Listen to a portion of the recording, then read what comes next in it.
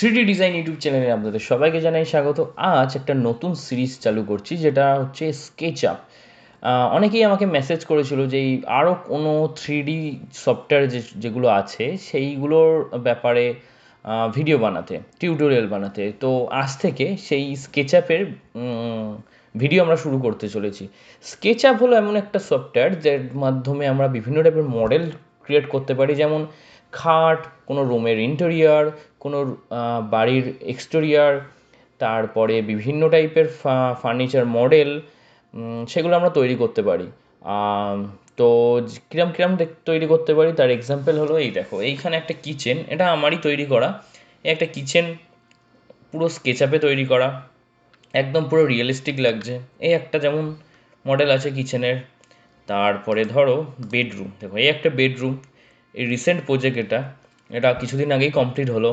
এরকম বিভিন্ন টাইপের কিন্তু আমরা এগুলো সব 3D রেন্ডার করে এগুলো ক্লায়েন্টকে দেখানো হয় যে কমপ্লিট হওয়ার আগে কেমন লাগবে জিনিসটা।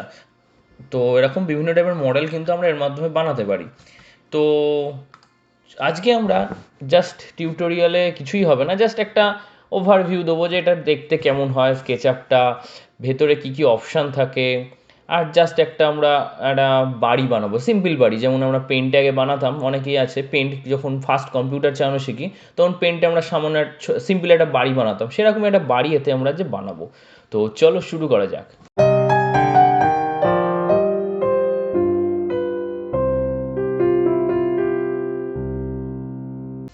তো স্কেচঅ্যাপটা ওপেন করার পরে ঠিক এইরকম ইন্টারফেস আছে। তো এখানে দেখো যেসব আমরা রিসেন্ট কাজ করেছি সেইগুলো এখানে কিন্তু শো করবে। আর এখানে বিভিন্ন টাইপের স্যাম্পেল আছে, যেমন architectural inches, architectural millimetre, architectural centimetre, metres, plan view millimetres, এরকম আরও অনেক টেমপ্লেটস এখানে আছে। তো আমরা সবার ফার্স্ট যেটা দিয়ে শুরু করবো সেটা হচ্ছে যে সিম্পল ইঞ্চিস বা মিটার, যে কোনো একটা। তো আমি মিটার দিয়ে শুরু করছি। জাস্ট এখানে ক্লিক করতে হবে। ক্লিক করার পরেই আমাদের এখানে স্কেচআপটা ওপেন হবে। স্কেচআপটা ওপেন হওয়ার পরে ঠিক এইরকম দেখতে লাগবে। জাস্ট সিম্পল একটা ইন্টারফেস, কোনো কিছুই নেই। এখানে একটা মডেল দেওয়া থাকে, এছাড়া আর কিচ্ছু থাকে না এখানে। আর এই কটা অপশানস, তো ভাববে যে এই কটা অপশানস এত কিছু করা যায়, কিন্তু না। আমরা পরবর্তীকালে যখন এতে টিউটোরিয়ালটা আস্তে আস্তে শিখবো, তখন এতে আরও অনেক অপশান যেগুলো সামনে চলে আসবে।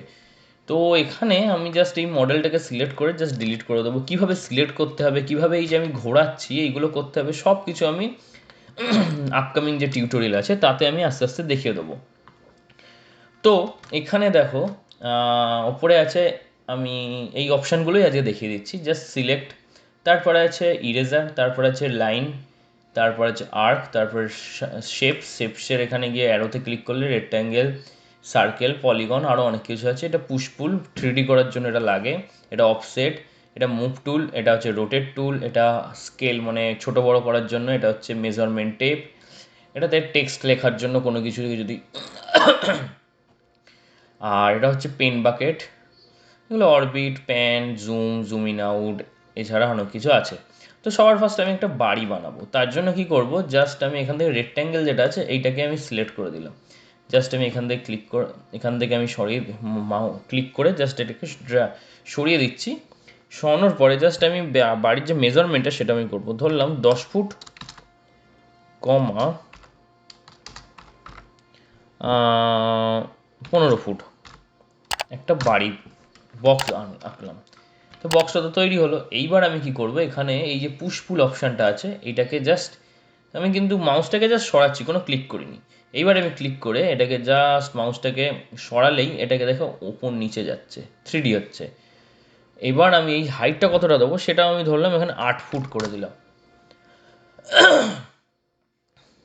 এইবার আমি কি করব, স্পেস বার প্রেস করলে এই সিলেক্ট, যেটা আমার লাস্ট সিলেক্ট ছিল সেইটাকে ক্যান্সেল হয়ে গেল।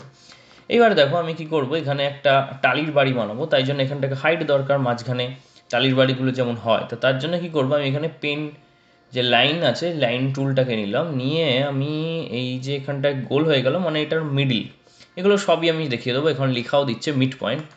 জাস্ট এখানে গিয়ে গেলাম, গিবারে যে মুভ টুলটা আছে এই মুভ টুলটাকে সিলেক্ট করে এইটার এখানে ক্লিক করলাম, ভুল হয়ে গেছে, আমাকে লাইনটাকে সিলেক্ট করতে হবে। করার পরে এই মুভ টুলটাকে নিয়ে এবার যদি আমি উপরে দিয়ে নিয়ে যাই তাহলেই এটা হবে। আমি তো এখানে 3 ফুট সিলেক্ট করে দিলাম। এইবার দেখো একটা বাড়ির মতো লাগছে, কিন্তু বাড়ি তো হয়নি এখনো, কারণ এতে একটু জানলা দরজা এইসব তো লাগবে। তো এবার আমি কি করব, তো আমি কি করলাম, এখানে কিছুটা ছেড়ে একটা মেজারমেন্ট নিয়ে আমি ধরলাম 2 ইঞ্চি, 2 ইঞ্চি কমই হচ্ছে, আমি এখানে ধরলাম 10 ইঞ্চি, 10 ইঞ্চি একটা দাগ টেনে দিলাম। আর এখান থেকে আমি কি করব, একটা রেক্ট্যাঙ্গেল করে নেব, এই যে হয়ে গেল। এইবার আমি এখানে পুশপুলটা নিয়ে জাস্ট একটুখানি ভেতরে দেবো, ধরলাম আমি 4 ইঞ্চি দিলাম, দিয়ে এটাকে আমি ডিলিট করে দিলাম। আর এইবার যেটা করব, এখানে একটা জানলা বানাই, জাস্ট এটা কিন্তু আমি আমার নিজের আন্দাজে করছি, এখানে কোনো মেজারমেন্টের কিচ্ছু দিচ্ছি না। এর পরের যে ক্লাসগুলো হবে সেখান থেকে আমি মেজারমেন্ট কীভাবে দিতে হবে সব কিছু দেখিয়ে দেবো। এখানেও একটা জানলা করে দিই,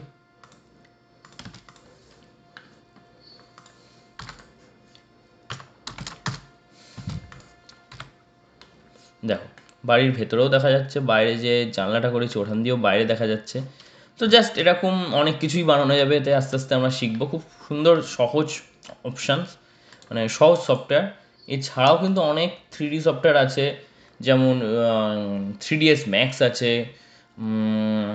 আর কি আছে, আরও অনেক কিছুই আছে, যেমন ব্লেন্ডার আছে।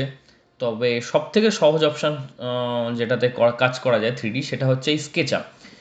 তো আজকের ভিডিওটা এইটুখানি, জানিও কেমন লাগছে তোমাদের, কারা কারা ইন্টারেস্ট আছো এইরকম ভিডিওর জন্য, অবশ্যই আমাকে কমেন্টসে জানিও। তো আজকের ভিডিও এইটুখানি, আবার দেখা হবে নেক্সট উইকে আবার একটা টিউটোরিয়াল নিয়ে। এবার থেকে স্কেচআপের টিউটোরিয়াল কিন্তু আসতেই থাকবে। তো পরবর্তী ভিডিওতে দেখা হচ্ছে, গুড বাই।